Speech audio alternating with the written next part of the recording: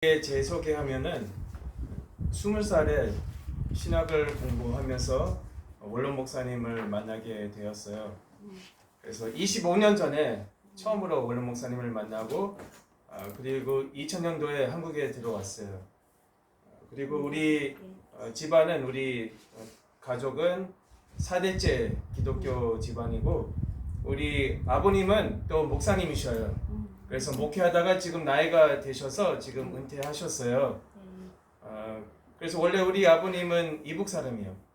그래서 고향은 신의주 혹시 아세요? 맨 꼭대기예요. 그래서 3살 때 우리 할아버지가 이제 학교 교장인데 정보를 얻어가지고 또 믿는 사람이잖아요. 우리 증조 할아버지 할머니가 영국 선교사들 이렇게 대접하고 처음으로 예수님을 영접하게 되었어요. 그래서 그 증조 할아버지 할머니의 믿음이 또 저한테 이제 내려왔는데 우리 할아버지가 정보를 얻어가지고 이제 땅이나 뭐 집이나 다 모든 재산을 다 버리고 보따리 싸고 우리 아버님이 그때 3살이었었어요. 그래서 배를 타고 이제 월남했어요. 우리 아버님이 이제 3살 때. 그래서 지금 78세인데요. 그때 3살 때 월남하시고 20대 중반에 캐나다로 이민 가시고 그리고 저는 이제 교포 2세입니다. 캐나다에서 태어났어요. 그래서 아예 처음부터 한국말 잘 못했어요. 그런데 원로 목사님을 만나고 또 이렇게 말씀을 받으면서 원로 목사님께서 야, 네가 한국 사람인데 한국말을 배워야지. 그리고 내 밑에서 성경을 배우라 이렇게 말씀하시면서 본교회로 이렇게 들어오게 되었습니다. 그래서 제가 원래 어렸을 때부터 우리 아버지가 목회를 하면서 다 많은 것을 보고 목격했잖아요. 그래서 어렸을 때부터 그런 어려움과 또 고난과 핍박과 또 여러 가지 오해와 그런 것을 다 겪어보면서 어렸을 때부터는 나는 목회 안 하겠다. 이렇게 절대로 안 하겠다고 마음을 먹었어요. 그런데 하나님께서 또 다른 계획이 가지고 있더라고요. 고3 때 제가 기도하는 가운데 또 말씀을 묵상하는 가운데 응답받아가지고 이제 나도 결국은 목회의 길로 가야 되는구나 이렇게 깨달아서 그러니까 신학교 바로 입학했어요. 그리고 미국 낙스 신학원에서 목회학 박사 취득하고 지금 현재 미국 거기 펜실베니아 랭캐스터 거기에서 지금 철학 박사 공부하고 있습니다. 그래서 많이 부족하지만 그러나 원로 목사님 밑에서 17년 동안 훈련 받아서 구속사 말씀을 배우고 직접 배우고 출간하실 때마다 우리에게 아주 중요한 말씀을 주셨어요. 핵심적인 그런 말씀을 우리에게 주시면서 이것은 꼭 알아야 된다 이렇게 말씀을 우리에게 주셨어요. 그동안 또 제가 구속사 말씀 그 구속사 시리즈 책을 이제 그 번역하는 일에 동참하고 그리고 또 해외를 다니면서 이 구속사 말씀을 강의를 하고 있어요. 그래서 많이 부족하지만 기도 많이 부탁하고요. 오늘 내용은 사무엘 선지자의 생애에 담긴 구속사적 경륜입니다. 본문 말씀은 신명기 32장 7절, 히브리서 11장 32절부터 33절까지 말씀입니다. 거기 이제 교환에 나오니까 같이 신명기 32장 7절 말씀 읽겠습니다. 시작. 옛날을 기억하라. 역대 연대를 생각하라. 내 아비에게 물으라. 그가 내게 설명할 것이요 내 어른들에게 물으라. 그들이 내게 이르리로다. 아멘. 자, 이어서 히브리서 11장 32절 33절 말씀 읽겠습니다. 시작. 내가 무슨 말을 더하리요 기드온, 바락, 삼손, 입다와 다윗과 사무엘과 및 선지자들의 일을 말하려면 내가 시간이 부족하리로다. 저희가 믿음으로 나라들을 이기도 하며 의를 행하기도 하며 약속을 받기도 하며 사자들의 입을 막기도 하며 이는 하나님의 말씀입니다. 아멘. 자, 우리가 이 신명기 32장 7절 말씀 다 외우셨죠? 그렇죠? 이 신명기 32장 7절 말씀은 이 전체 구속사 시리즈를 대표하는 구절이 되겠습니다. 그래서 표지 그 구속사 시리즈 책 표지마다 이 신명기 32장 7절이 지금 거기에 기재되어 있습니다. 그래서 역대 연대를 생각하라 이렇게 나오고 있는데 이 원문을 볼 때 역대 연대를 생각하라고 하는 말씀은 모든 세대 그러니까 족보의 연대와 날짜를 깊이 연구하고 깊이 생각하고 분별하라 하는 그런 하나님의 명령이 되겠습니다. 왜냐하면 그 연대와 그 날짜 속에 하나님께서 감추어진 구속 경륜이 담겨 있기 때문이죠. 그러니까 이 모든 사건마다 순서대로 정리하고 이 퍼즐처럼 이렇게 끼워 맞추면은 이 구속사의 큰 그림이 이렇게 완성이 되는 것입니다. 그래서 우리가 그 모든 날짜와 연대를 정리하면은 세대마다 하나님께서 어떻게 구속사 그 일을 전개하시고 또 성취하셨는지 우리가 알 수 있는 것입니다. 그래서 특별히 오늘은 이제 사무엘 선지자에 대해서 공부하는데, 자, 여러분 사무엘 선지자가 언제 출생하고 언제까지 살았는지 혹시 아십니까? 예, 성경 말씀 볼 때 찾기 어려워요. 그러니까 문자적인 그런 내용이 없기 때문에 뭐 사무엘 선지자가 언제 태어났고 언제 죽었는지 그런 문자적인 내용이 없지만은 그러나 이 구속사 시리즈를 통해서 원로 목사님께서 사무엘 선지자의 생애를 정확하게 그 모든 연대를 체계적으로 정리하시고 유관 역사 속에서 세계 최초로 발표를 하셨어요. 그래서 이 모든 내용이 구속사 시리즈 3권, 6권 그리고 9권 말씀을 보시면은 다 나오고 있습니다. 그래서 우리는 사사 시대를 우리가 생각하면은 뭐 삼손, 또 엘리 대제사장, 사무엘, 그리고 보아스 이렇게 생각할 수 있잖아요. 또 다윗 이렇게 다윗은 이제 왕정 시대지만은 그러나 사실은 연대를 정리해 보면은 사무엘 선지자가 그 사람들하고 동시대를 살았어요. 같이 살았다는 것을 우리가 알 수 있습니다. 자 보세요. 이 동시대에 살았다는 것이 구속사적으로 봤을 때 아주 큰 의미를 가지고 있습니다. 그래서 제가 이해 도움을 두 가지 정리를 했는데 사사시대 연대표를 보시면 이것은 사사시대 말기예요. 말기. 전체는 아니고 이제 마지막 부분인데요. 그냥 한눈으로 볼 수 있는 거예요. 그래서 이 사사들의 통치 기간이 나오고 그 다음에 저기 보시면은 암몬의 압제와 블레셋의 압제 이렇게 동시에 이루어졌죠. 그 기간이 나오고 그 다음에 그 밑에 삼손 통치 기간 그리고 사무엘 선지자의 생애 그러니까 주전 1132년부터 1015년까지 117세까지 살았어요. 그 다음에 대제사장 엘리 1200년부터 1102년까지 98세까지 살았어요. 성경은 기록하고 있잖아요. 98세까지 살았다. 근데 언제 죽었냐? 아벡 전투가 일어날 때, 그렇죠? 그러니까 이런 여러 가지 이 힌트를 가지고 이제 성경 입각해서 우리가 정리해 보면은 이러한 연대표를 우리가 정리할 수 있습니다. 원로 목사님께서 이렇게 정리해 주셨습니다. 그리고 이제 그 밑에 부분 보시면은 우리가 이 도표를 이렇게 자세히 보는 것이 아니라 그냥 제가 설명하는 것인데요. 다윗의 출생은 이제 주전 1040년이에요.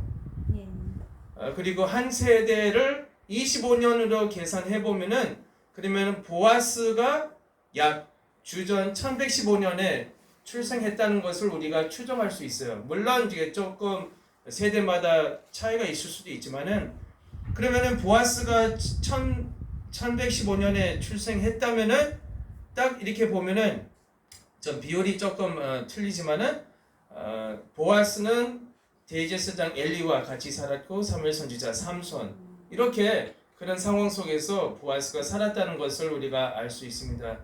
더 나아가 이제 여러분들이 구속사 시리즈 3권 공부하면서 예수님 족보 제1기에 많은 대수가 생략된 것이잖아요. 애굽 시대 그 다음에 사사 시대 대부분 생략됐잖아요. 340년 가운데 거의 이제 대부분 300년 이상으로 족보에서 생략됐어요. 그런데 그런 가운데 보아스가 믿음으로 그 족보에 올라갔다는 말씀이죠. 그러면 그런 상황이 어떻게 이루어졌는지, 그 배후에 어떤 역사가 있었는지 이 연대를 통해서 우리가 알 수 있는 거예요. 그래서 조금 기대해 주시고요. 그 다음에 이 두 번째 이해 도움은 사무엘 선지자의 생애 연대표입니다. 그래서 사무엘 선지자의 그 삶을 확대시키면서 처음부터 이제 끝까지 중요한 이제 연대를 표시를 하면서 정리를 했습니다. 자, 이렇게 이 사사 시대와 또 사무엘 선지자의 그 생애 연대표를 잠깐 이제 봤습니다. 자, 교환 보시면은, 자, 그렇다면은 교환 보시면은 사무엘은 사사 시대와 왕정 시대를 연결하는 인물로서 사무엘의 출생과 생애를 통해서 사사 시대와 왕정 시대의 구속사적 경륜을 밝히 이해할 수 있다는 것이죠. 그래서 이 빈칸에 사사 시대와 왕정 시대, 그래서 과도기에 살았다는 것이죠.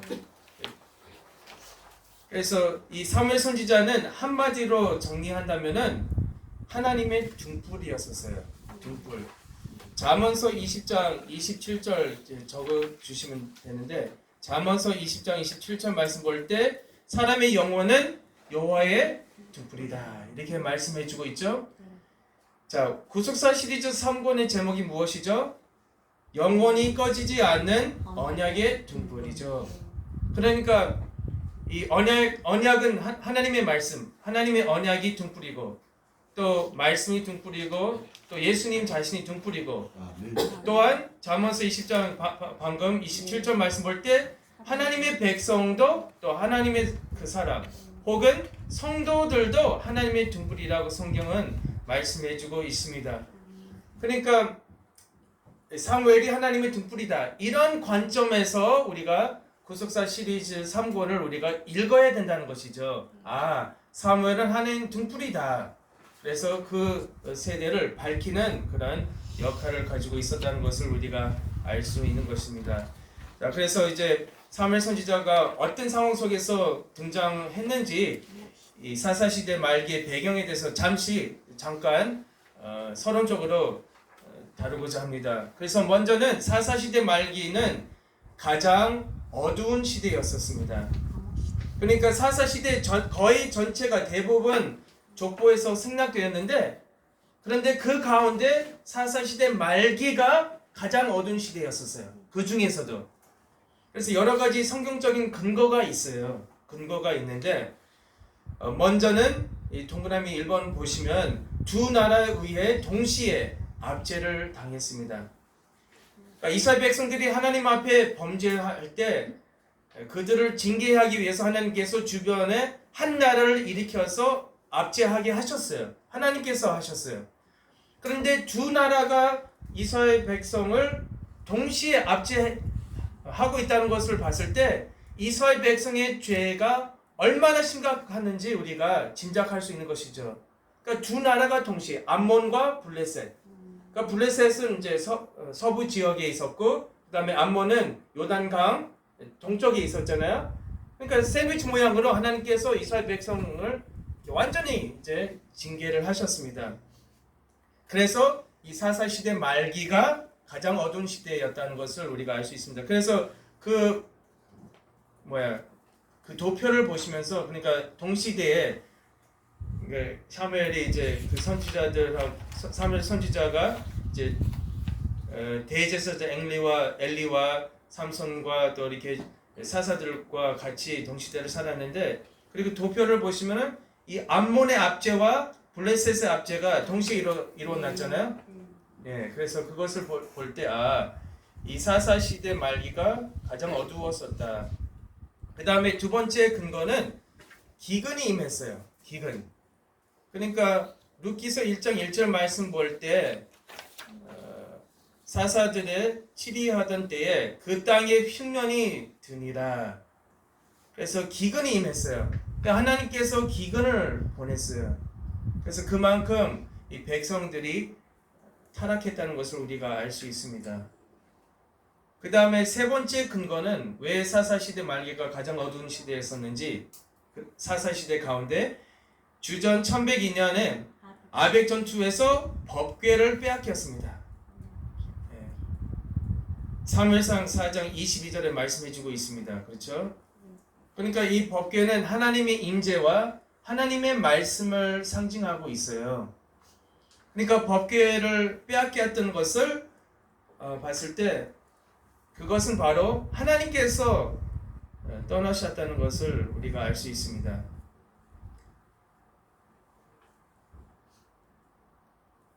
그리고 이제 교환을 보시면은 이제 법궤를 빼앗긴 후에 타락한 사사들이 나라를 치리했어요. 타락한 사사들이 나라를 치리했다는 것을 우리가 알 수 있습니다. 그래서 원래 하나님께서 사사를 이제 세우면은 그 사사를 통해서 구원을 받았어요.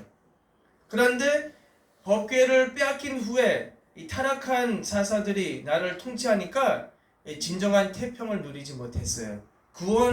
그 사사가 나라를 구원시키지 못했어요. 그래서 타락했죠. 그래서 특별히 예를 들면 입산의 경우를 봤을 때 아들 30명과 딸 30명을 가졌는데 이것은 본처 외에 여자들이 많았고 그 다음에 더 나아가 이방인 사람들한테 시집 장가를 보냈다는 것을 우리가 성경을 통해서 알 수 있어요. 그래서 자기 가족만 챙기고 나라를 위해서 일했다는 기록이 전혀 없었다는 것이죠. 자, 사사기 12장 8절 9절 거기 교환에 나오고 있나요? 예, 같이 읽겠습니다. 시작. 그의 뒤에는 베들레헴 입산이 이스라엘의 사사였더라. 그가 아들 30과 딸 30을 두었더니 딸들은 타국으로 시집 보내었고 아들들은 위하여는 타국에서 여자 30을 데려왔더라. 그가 이스라엘 사자가 된 지 7년이라. 예. 그러니까 엄청 바빴지만 나라를 위해서 아무 일을 하지 않았어요. 그래서 이것이 바로 이 말씀이 없는 결과죠. 말씀이 없으면은 이 지도자들이 타락하고 그리고 나라를 위해서 전혀 일하지 않고 자기 가족만 챙기고 이기적인 그런 삶을 살았다는 것을 우리가 알 수 있습니다. 이런 가운데 주전 1102년에 사무엘 선지자가 공식적으로 등장했습니다. 사무엘 선지자. 그래서 사무엘상 4장 1절 말씀 볼 때 사사시대 말기에 하나님께서 사무엘 선지자를 나라의 등불로 준비하셨다는 것이죠. 그래서 사무엘상 4장 1절 말씀 볼 때 사무엘의 말이 온 이스라엘의 전파가 되었다고 말씀해주고 있습니다. 그때 공식적으로 사무엘이 선지자 역할을 감당했습니다. 그리고 이제 괄호 4번 볼 때 보아스가 룻과 결혼하여 예수님 족보에 들어갔습니다. 마태복음 1장 5절 6절 말씀. 우리가 지금 방금 노래 불렀잖아요. 그러니까 살몬과 이제 보아스 사이에 사사 시대가 있었는데, 근데 이제 보아스가 사무엘 선지자와 동시대를 살면서 그 말씀을 통해서 다시 믿음이 회복이 되고 나라가 다시 일어나고 부흥됐어요. 그런 가운데 보아스가 룻을 믿음으로 결혼하고 이제 예수님 족보에 올라가서 메시아가 이 땅에 오실 수 있는 길을 마련했다는 것이죠. 그래서 보아스가 큰 일을 했다는 것입니다. 자, 큰 두 번째 대지로 사무엘 선지자의 생애를 살펴보겠습니다. 자, 우리가 먼저 알아야 할 것은 성경은 사무엘 선지자 생애의 연대를 감추었습니다. 그래서 대부분 사무엘 선지자가 117세까지 살았다는 것을 잘 모르죠. 그러나 휘선 박아브람 원로 목사님께서 사사시대 연대와 특별히 사무엘 선지자 생애를 정리하면서 도표를 만들었습니다. 자, 첫 번째 대지로 사무엘의 출생과 사무엘 나이 3세쯤 사무엘상 1장입니다. 사무엘은 하나님께서 어머니 한나를 기억하심으로 생긴 아이입니다. 그래서 원래 한나는 불임 상태였었는데 매일 새벽마다 성전에 나가서 울부짖고 눈물로 간절히 기도했는데 하나님께서 한나를 기억하심으로 이제 태가 열려서 아이 사무엘을 낳았습니다. 그래서 사무엘상 1장 19절 20절 말씀 볼 때 그 내용이 나오고 있는데 20절 말씀 볼 때 한나가 잉태하고 때가 이름에 아들 낳아 사무엘이라 이름하였으니, 그래서 이 사무엘은 히브리어 원문을 볼 때 하나님께 구했다. 하나님께 구했다. 한나가 얼마나 간절히 기도했길래 하나님께서 그 눈물을 보시고 그 태를 열어주셨어요. 그래서 날마다 새벽마다 성전에 가서 기도했어요. 그래서 우리도 마태복음 7장 7절 8절 말씀 볼 때 구하면 얻을 것이고 찾으면 찾을 것이고 두드리면 하나님께서 문을 열어주시냐. 그래서 계속 우리가 구해야 되고 계속 찾아야 되고 계속 우리가 문을 두드려야 되는 것입니다. 그리하면은 반드시 하나님께서 응답해 주실 줄로 믿으시기 바랍니다. 아멘. 사무엘상 1장 24절 말씀 우리 같이 읽겠습니다. 시작. 젖을 뗀 위에 그를 데리고 올라갈새 소색과 가루 한 에바와 포도주 한 가죽 부대를 가지고 실로로의 집에 나가는데 아이가 어리더라. 여기 아이가 어리더라 히브리어 나아르인데 그 뜻은 유아. 젖을 떼는 때는 보통 3세 정도의 유아입니다. 그래서 3세 젖을 뗐다.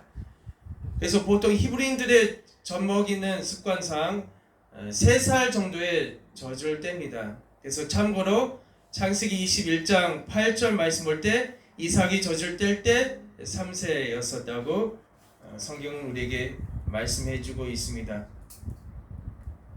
그래서 사무엘은 3세 때부터 엘리 제사장 밑에서 성전에서 제사장으로 성장하고 있었다는 것을 우리가 알 수 있습니다. 한나가 성혼기도 했잖아요. 그래서 아이를 아예 엘리 대제사장한테 맡기고 하나님께 봉헌했어요. 바쳤습니다. 그래서 이 사무엘 아이가 3살 때부터 성전에서 생활을 했습니다. 두 번째 대지로 사무엘 나이 12세 사무엘상 3장입니다. 사무엘상 2장 26절에는 아이 사무엘이 자라매 그 아이 사무엘이 여호와와 사람들 앞에서 하나님의 은총을 얻었다라고 말씀하고 있습니다.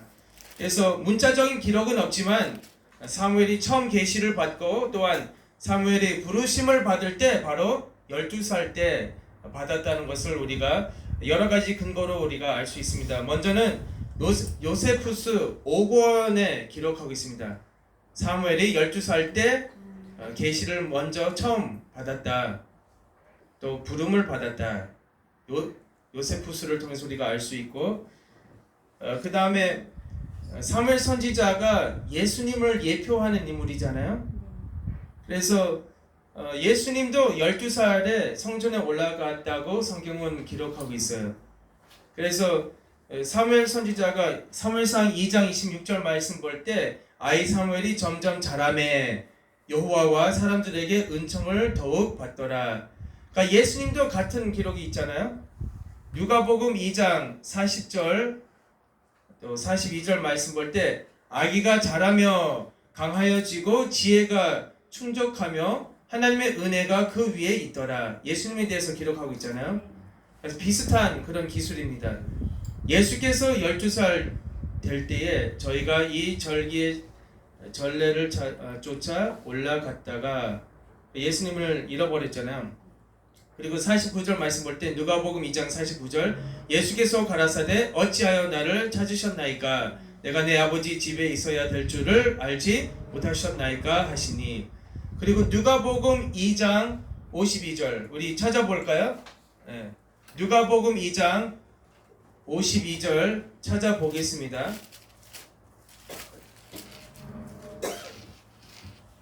누가복음 2장 52절 우리 찾아보고 같이 읽겠습니다. 네. 시작. 예수는 그 지혜와 그 키가 자라가며 하나님과 사람에게 더 사랑스러워 가시더라. 예. 그러니까 사무엘 선지자와 같은 그런 기술이죠. 사무엘상 3장 1절 말씀 볼 때 아이 사무엘이 엘리 앞에서 여호와를 섬길 때에는 여호와의 말씀이 희귀하여 이상이 흔히 보이지 않았더라. 그래서 섬기니라 그 뜻은 수종들다. 섬기는 것이죠. 수종들다. 빈칸에 적어주시면 되겠습니다. 봉사하다. 그래서 통상 12살부터 성령으로 간주되어 그때부터 성소에서 봉사할 수 있다는 것을 성경은 우리에게 말씀해주고 있습니다. 12살 때부터. 그리고 말씀이 희귀하여 가치 있는 또 소중한 말씀을 찾아볼래야 찾아볼 수 없을 정도로 타락한 시대를 말하고 있습니다. 그래서 그런 가운데 이제 엘리의 두 아들들이 완전히 타락했죠. 제사장들의 자녀들인데 성경 말씀 볼 때 불량자라고 말씀해주고 있습니다. 사무엘상 2장 12절 말씀 볼 때 엘리의 아들들은 불량자라 여호와를 알지 아니하더라 이렇게 말씀해주고 있습니다. 사무엘상 2장 12절에 말씀해주고 있죠. 그러니까 불량자, 그러니까 제사장의 아들이지만 그러나 하나님을 알지 못했다고. 그래서 알지 못했다는 그 단어가 여러분들이 잘 아시는 단어 야다. 그러니까 체험적인 그런 지식이 없었어요. 배우긴 배우고 듣긴 들었지만 하나님을 체험적으로 그런 경험을 하지 못했다는 것을 우리가 알 수 있습니다.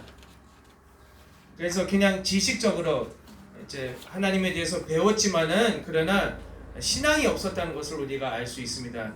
그래서 이 신앙 전수하는 일이 얼마나 중요한지 우리가 알 수 있는 것입니다.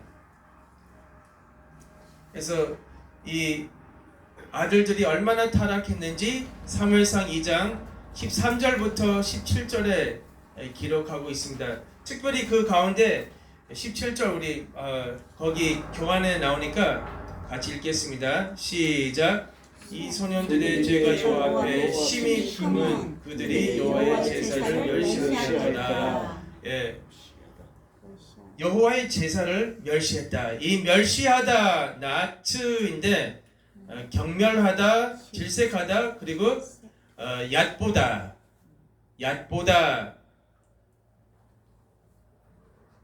그리고 두 번째 엘리 가문에 하나님께서 저주를 선포하셨어요. 저주.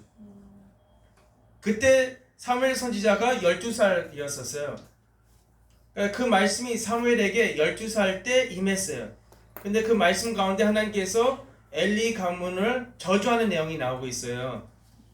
사무엘상 2장 31절부터 34절에 말씀해주고 있죠.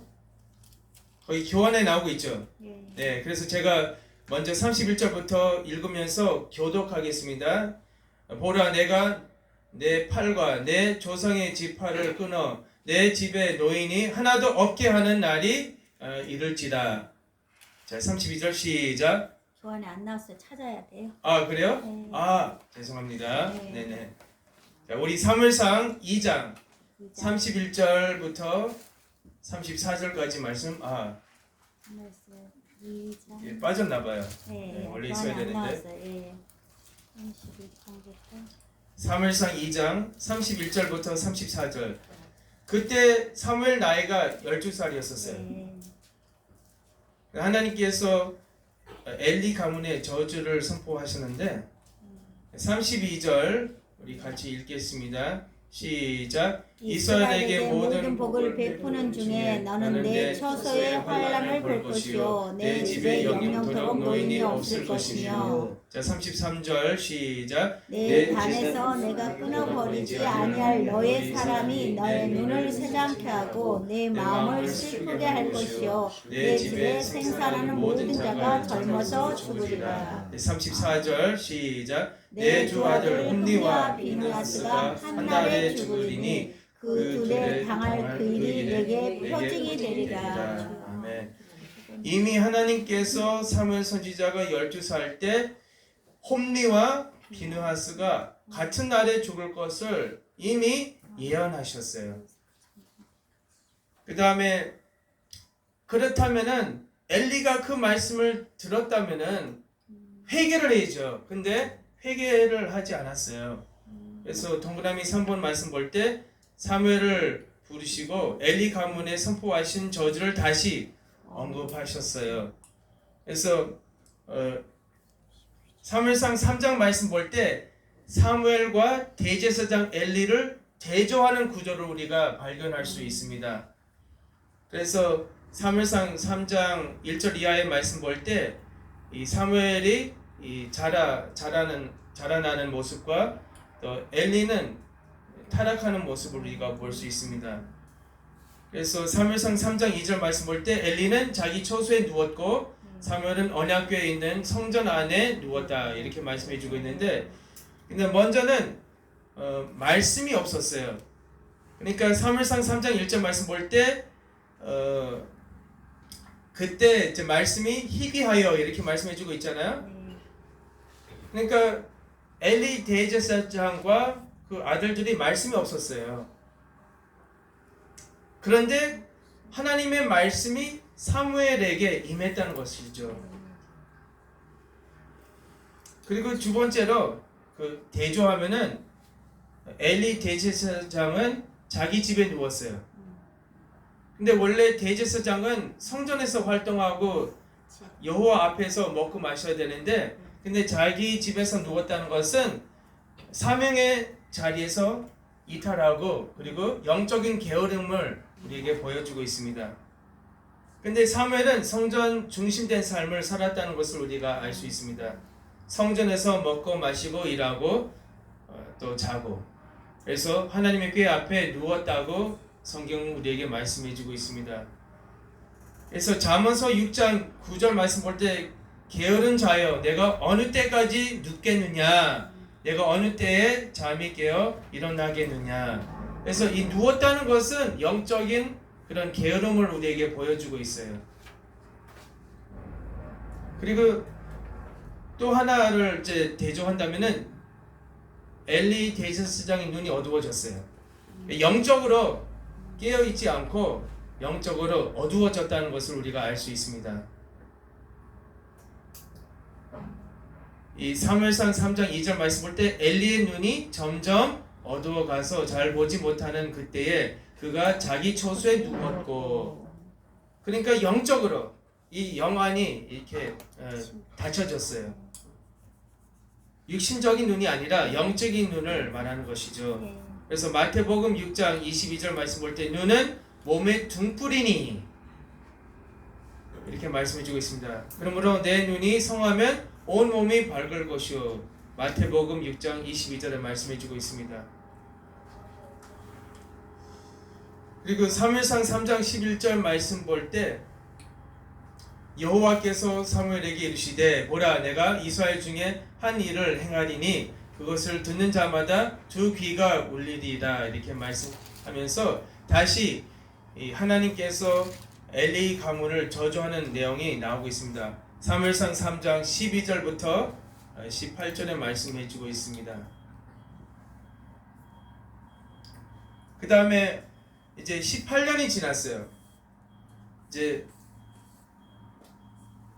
세 번째로 사무엘 나이 30세, 12살에서 이제 30세 이렇게 점프가 됐어요. 18년이 지났는데 사무엘상 3장 4장의 그 내용을 우리가 볼 수 있습니다.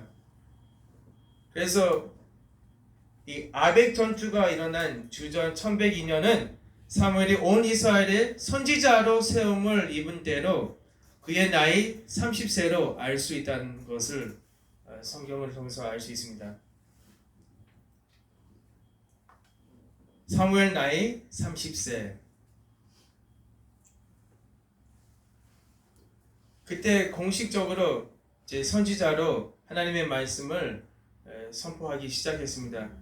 그래서 작은 1번 12세부터 사무엘이 점점 자랐다고 말씀하고 있죠. 자랐다, 빈칸에 자랐다, 이렇게 적어주시면 되겠습니다.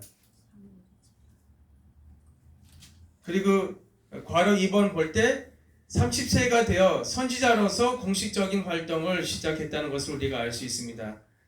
그래서 성경 말씀 볼 때 그러니까 사무엘 선지자가 30세에 선지자 역할을 감당했다. 그런 문자적인 내용이 없지만 그러나 우리가 이 성경 여러 가지 근거를 통해서 우리가 알 수 있어요.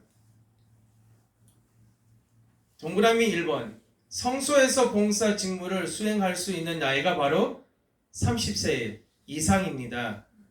어디서? 성소에서 봉사 직무를 수행할 수 있는 나이가 바로 30세 이상입니다. 그 말씀이 민수기 4장 3절에 말씀해주고 있죠. 자, 교환에 나오고 있죠. 예. 우리 같이 읽겠습니다. 시작. 교환에 안 나왔어요. 그래요? 제가 읽겠습니다. 곧 30세 이상으로 50세까지 회막의 일을 하기 위하여 그 역사에 참가할 만한 모든 자를 계수하라. 민수기 4장 3절 말씀 볼 때 30세 이상으로 50세까지 은퇴한 나이가 바로 50세죠. 50세. 예. 공식적으로 시작하는 나이는 30세. 그리고 동그라미 2번 말씀 볼 때 에스겔 선지자도 30세 선지자로 부르심을 받았어요. 이거는 문자적인 기록이 있어요. 에스겔 선지자도 30세. 에스겔서 1장 1절 말씀을 보면은 제30년 4월 5일에 내가 그발 강가 사로잡힌 자 중에 있더니 하늘이 열리며 하나님의 이상을 내게 보이시니 정확하게 기록하고 있습니다. 에스겔 선지자도 나이 30세에 선지자로 부름을 받았어요. 그리고 동그라미 3번 다윗 왕 30세에 공식적인 왕으로 등극했습니다. 그 말씀이 사무엘하 5장 4절 5절에 말씀해주고 있습니다. 성경 말씀 볼 때 30세에 모든 직무를 시작했다는 것을 우리가 알 수 있습니다. 그리고 마지막 근거는 예수님의 공생의 시작이 바로 예수님 나이 30세 때. 그래서 누가복음 3장 23절 말씀 볼 때 예수께서 가르치심을 시작할 때에 30세쯤 되시니라. 그때 세례를 받아서 공생애를 공식적으로 이제 시작했다는 것이죠. 이러한 근거를 통해서 사무엘 선지자가 30세에 공식적으로 선지자 역할을 감당하기 시작했다는 것을 우리가 알 수 있습니다. 그래서 사무엘상 4장 1절 말씀 볼 때 하나님의 말씀이 사무엘을 통해서 온 이스라엘에 전파가 되었다고 말씀해 주고 있어요. 그런데 그 해에 아벡 전투가 일어났어요. 그때 언제냐? 주전 1102년에 아벡 전투가 벌어졌어요. 자, 사무엘 30세에 일어난 아벡 전투, 연대는 주전 1102년이죠. 아까 도표를 봤을 때 사무엘 선지자가 아니라 삼손이 주전 1102년에 죽었어요. 그래서 어떻게 죽었죠? 반격 짓고. 그렇죠. 네. 그날 이제 그 마지막으로 이제 블레셋 사람들이 다 죽여버렸는데 그 일을 보복하기 위해서 블레셋 사람들이 이제 다시 쳐들어왔어요. 그게 바로 아벡 전투예요. 그래서 삼손이 죽은 해 그때 아벡 전투가 일어났어요. 삼권을 자세히 읽어보면은 그 내용이 나오고 있어요. 그러니까 삼손이 주전 1102년에 죽었는데 그때 아벡 전투가 일어났어요. 도표를 보시면 딱 이렇게 이렇게 정리가 되어 있습니다. 사무엘상 4장 1절 거기 교환에 나오고 있죠? 나와야 되는데. 네. 우리 같이 읽겠습니다. 시작. 사무엘의 말이 온 이스라엘에 전파되니라. 안 나오고 있나요? 네, 그냥 저기만 돼 있어요. 아, 네네. 그러면 찾아보겠습니다. 사무엘상 4장 1절 같이 찾아보고 읽겠습니다. 시작. 잠깐만요. 아, 예. 사무엘상 사무엘상 4장 1절. 네. 4장 예, 시작. 사무엘의 말이 온 이스라엘에 전파되니라. 이스라엘은 나가서 블레셋 사람과 싸우려고 에베네셀 곁에 진치고 블레셋 사람은 아벡에 진쳤더니. 예.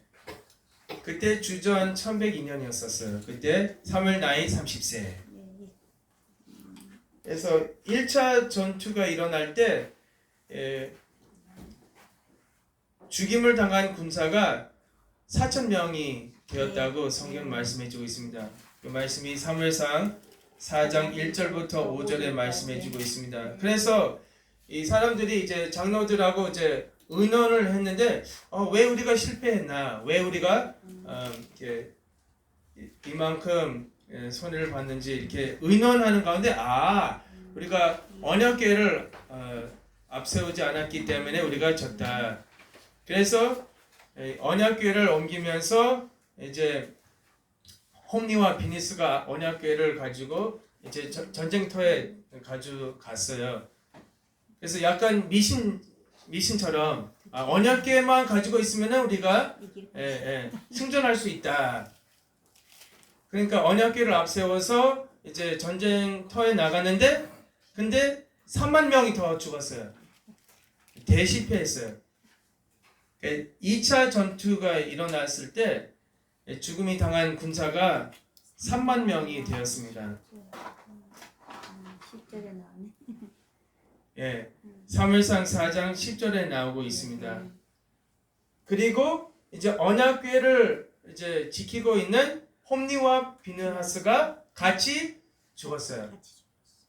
그리고 그 소식을 들었던 엘리 대제사장이 뒤로 이렇게 나빠져 가지고 이제 목이 부러져 가지고 죽었어요.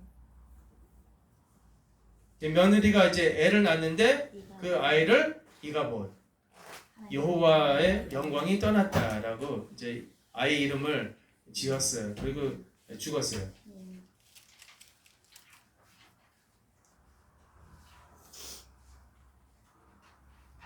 그래서 사무엘상 4장 22절 말씀 볼 때 또 이르기를 하나님의 궤를 빼앗겼으므로 영광이 이스라엘에서 떠났다 하였더라.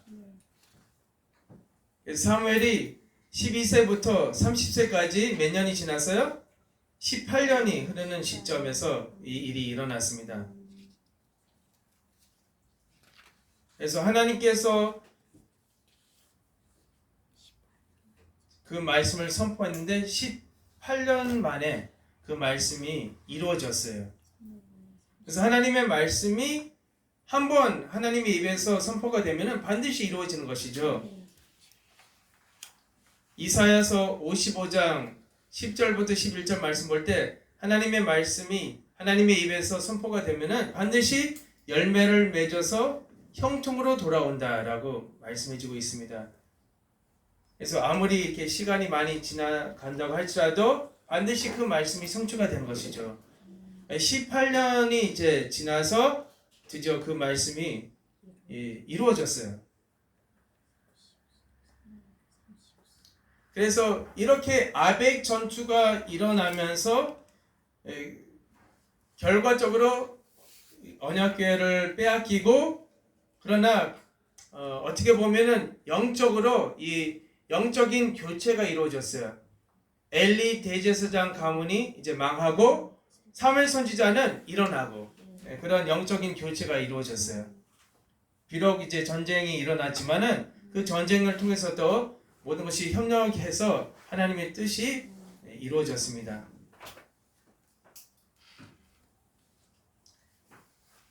그 다음에 4번 사무엘 나이 50세. 그러면은 20년이 지나간 거잖아요. 이제 법궤가 돌아온 이후 이스라엘 온 족속이 회개했어요. 회개함. 그래서 빈칸에 회개라고 적어주시면 되겠습니다. 사무엘상 7장 2절 말씀 볼 때 우리 찾아볼까요? 네. 이거는 사무엘상 7장 2절 이제는 있어요? 있어요. 예. 그러면 읽겠습니다. 시작. 걔가 귀한 여름에 들어간 날부터 20년 동안을 오래 있은지라 이스라엘 온 족속이 여호와를 사모하니라. 예. 그러니까 20년이라고 말씀해주고 있는데 이것을 통해서 사무엘 나이가 50세라는 것을 우리가 알 수 있는 것입니다. 아벡 전투가 일어났을 때 사무엘 나이가 30세. 그런데 20년이 지났어요. 그러면은 사무엘 나이가 50세가 되는 것입니다. 그래서 이 50수는 바로 성경 말씀 볼 때 희년을 상징하는 숫자입니다. 그래서 그때 이제 미스바 전투를 통해서 이스라엘 나라가 해방을 받았습니다. 여기 사모하니라 이 나하인데 크게 울다, 애곡하다, 그 다음에 부르짖다 회개했던 것이죠. 크게 울다, 애곡하다, 부르짖다. 백성들이 다 자신들의 잘못을 깨닫고 또 뉘우치고 회개하고 하나님께 간절히 기도했다는 것을 우리가 알 수 있습니다. 그래서 미스바의 대각성과 회개. 그래서 사무엘상 7장 3절부터 6절 말씀 볼 때 다 미스바로 모여서 기도하고 회개하고 각성이 일어났습니다. 우리 찾아볼까요? 사무엘상 7장 3절부터 6절 말씀. 사무엘상 7장 3절 교독하겠습니다. 제가 먼저 3절부터 시작하겠습니다. 사무엘이 이스라엘 온 족속에게 일러 가로되 너희가 전심으로 여호와께 돌아오려거든 이방 신들과 아스다롯을 너희 중에서 제하고 너희 마음을 여호와께로 향하여 그만 섬기라. 너희를 블레셋 사람의 손에서 건져내시리라. 4절 시작. 이에 이스라엘 자손이 바알들과 아스다솔을 짜고 여호와만 섬기니라. 사무엘이 가로되 온 이스라엘은 미스바로 모이라. 내가 너희를 위하여 여호와께 기도하리라 하매 6절 시작. 그들이 미스바에 모여 물을 길어 여호와 앞에 붓고 그날에 금식하고 거기서 가로되 우리가 여호와께 범죄하였나이다 하니라. 사무엘이 미스바에서 이스라엘 자손을 다스리니라. 예. 자, 이렇게 미스바로 이렇게 다 모이고 회개하고 각성을 했어요. 자, 괄호 3번 볼 때 사무엘 50세에 일어난 미스바 전투. 미스바 전투는 그러면은 연대로 봤을 때 주전 1082년입니다. 주전 1082년.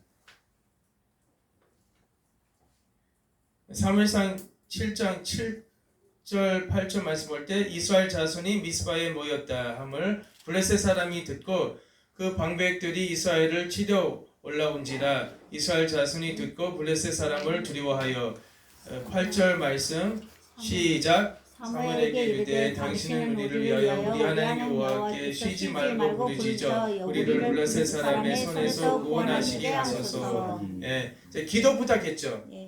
그러니까 구약 시대에 그러니까 선지자를 만나고 선지자께 기도 부탁하는 것은 바로 하나님을 만나고 하나님께 기도하는 것이 이렇게 동일한 일이라고 성경은 말씀해주고 있습니다. 9절 말씀 볼 때 사무엘이 젖 먹는 어린 양을 취하여 온전한 번제를 여호와께 드리고 이스라엘을 위하여 여호와께 부르짖음에 여호와께서 응답하셨더라. 그래서 여기 승리의 비결은 사무엘의 쉬지 않는 기도와 기도. 그리고 하나님께 드린 온전한 번제에 있었다. 예배. 그러니까 무슨 일을 시작하기 전에 먼저 우리가 기도하고 이제 응답을 받아야 되는 것입니다. 그래서 일을 추진하되 기도하면서 하나님의 뜻을 분별해야 된다는 것이죠.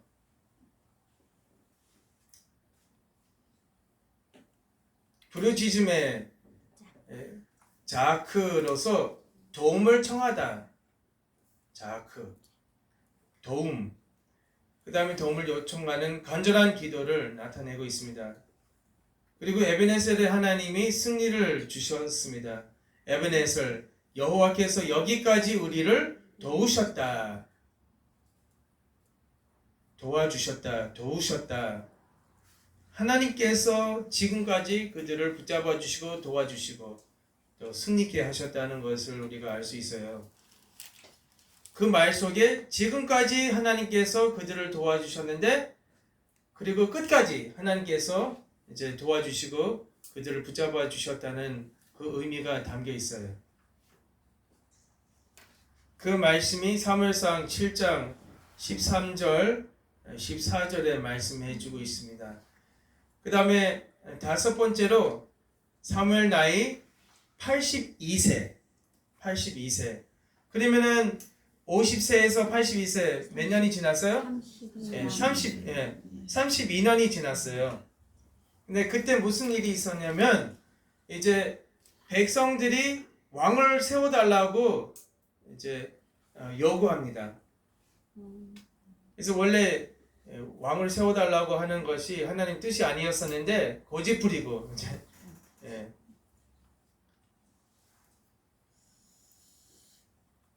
고집을 부리면서 이제 강력하게 요청하니까 하나님께서 결국은 사울을 택하시고 사무엘이 사울에게 왕으로 기름을 부었어요. 그래서 그 말씀이 사무엘상 8장 이하에 나오고 있습니다.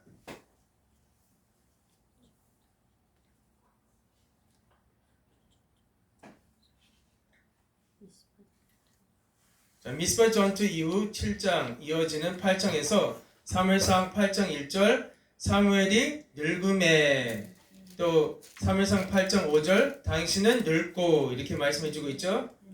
그러니까 많은 시간이 지났다는 것이죠. 그래서 다시 정리하면은 주전 1082년 미스파 전투 때 사무엘 나이 50세 그렇죠? 이때로부터 몇 년이 지났어요? 32년이 지나고 그리고 그때가 주전 1050년이죠. 1050년. 그때 사무엘 나이가 82세. 대단하죠, 82세. 그렇죠? 그러니까 말년에 더 큰 일을 했던 것 같아요. 초창기보다. 사무엘이 사울에게 왕으로 기름을 부었어요. 사무엘이 사울에게. 그때 이제 사무엘상 10장 1절, 13장 1절 그 성경 구절을 볼 때 사울 나이가 40세라고 말씀해주고 있어요. 그래서 하도 백성이 왕을 세워달라고 하니까 하나님께서 이제 그 기도를 들어주셨어요. 그때 주전 1050년 사무엘 나이 82세 때 그래서 사울이 왕이 되었습니다. 이제 다음 강의는 이제 사울에 대해서 이제 다룰 것이니까 좀 자세히 사울의 역사에 대해서 이제 공부하겠습니다. 그 다음에 여섯 번째로 사무엘 나이 107세.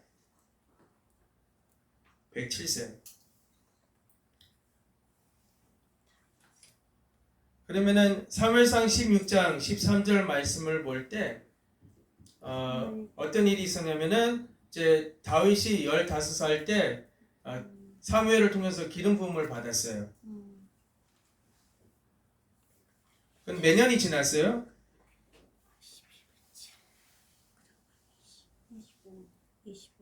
25년이 지났죠. 25년. 그러니까 그때 연대를 계산하면 주전 1025년이에요. 1025년. 다윗의 그 나이가 15세 때.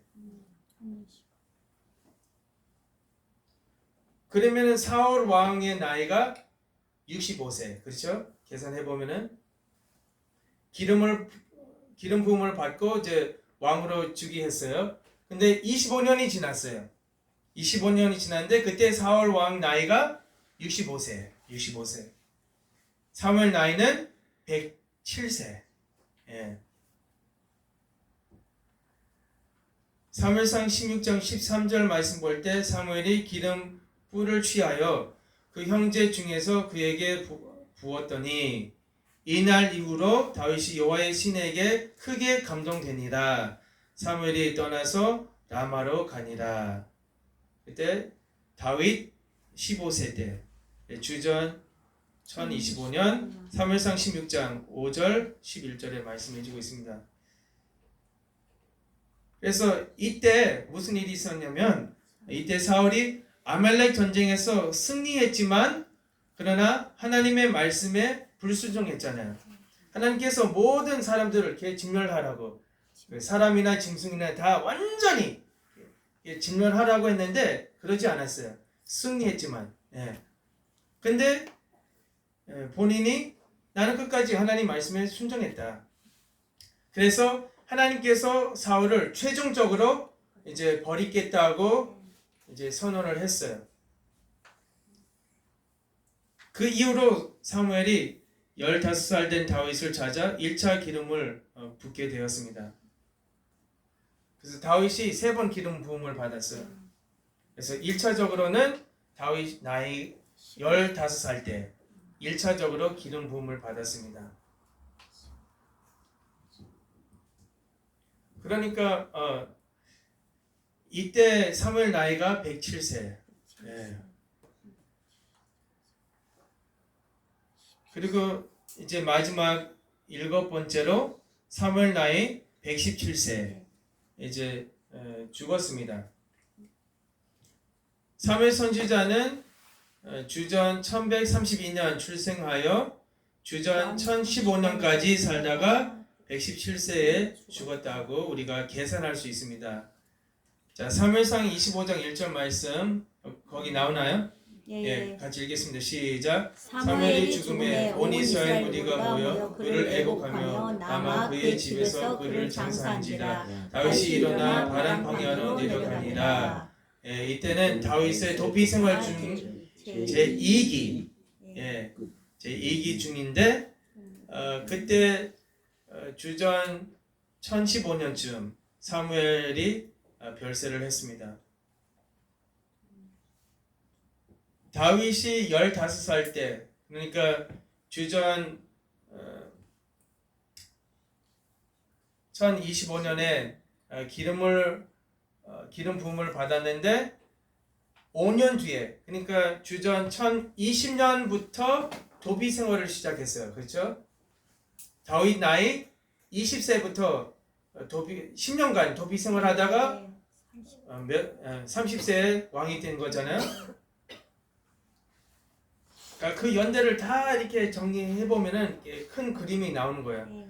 그러니까 이제 주전 1020년부터 이제 도피 생활을 시작했어요. 근데 이제 주전 1015년쯤 되어서 사무엘 선지자가 죽었습니다. 다윗이 그때 나이가 25살, 25세.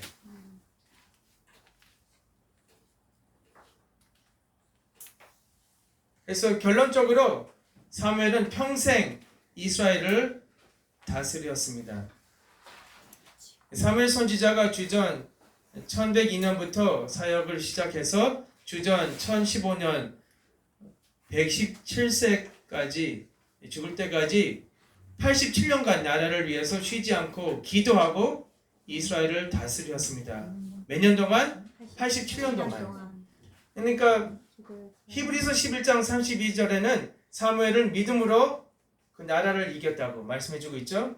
그러니까 사무엘을 통해서 이스라엘 나라가 회복이 되고 그리고 그 가운데 보아스가 믿음이 회복이 되어서 예수님 족보에 올라가고 다시 이스라엘 나라가 부흥할 수 있었습니다. 그래서 사무엘 선지자가 쉬지 않고 기도하고 하나님 말씀을 전포했어요. 87년 동안 공식적으로 봤을 때.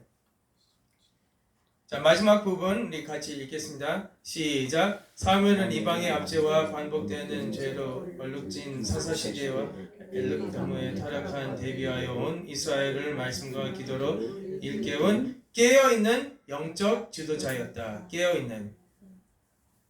그래서 사무엘상 12장 23절 말씀 볼 때 쉬지 않고 백성들을 위해서 기도했다. 이렇게 말씀해주고 있습니다. 또한 메시아 언약의 통로가 되었던 다윗을 극적으로 이스라엘 온 나라의 왕으로 기름 부어서 예수 그리스도가 오시는 길이 중단되지 않도록 했던 사무엘의 믿음의 행적은 오늘날 사무엘과 같은 영적 지도자를 통해서 사사시대와 같은 어둠의 역사가 완전히 마감되고 다시 오실 예수 그리스도의 길이 준비되고 다시 오심으로 최종적으로 구속사가 완성될 것을 예표해주고 있습니다. 그래서 저와 여러분이 이 사무엘 선지자 같은 삶을 살아야 된다는 것이죠. 영적으로 우리가 깨어 있어야 되고 말씀과 기도로 우리가 사역을 감당해야 된다는 것을 우리가 알 수 있어요. 그래서 우리의 등불이 환히 이렇게 비춰야 되는 것이죠. 그 방법은 기도와 말씀을 통해서 이루어지는 것입니다. 그밖에 없는 것입니다. 그래서 저와 여러분이 사무엘 선지자처럼 하나님의 등불이 되어서 이 마지막 때에 이 세대를 밝히는 놀라운 역사가 있기를 간절히 소망합니다. 아멘. 네, 하나님께 큰 영광의 박수 올리겠습니다. 네, 좀 쉰 다음에 이제 두 번째 강의로 들어가겠습니다. 어떻게 좀 광고 있습니까? 아니, 반갑습니다. 수고하셨습니다.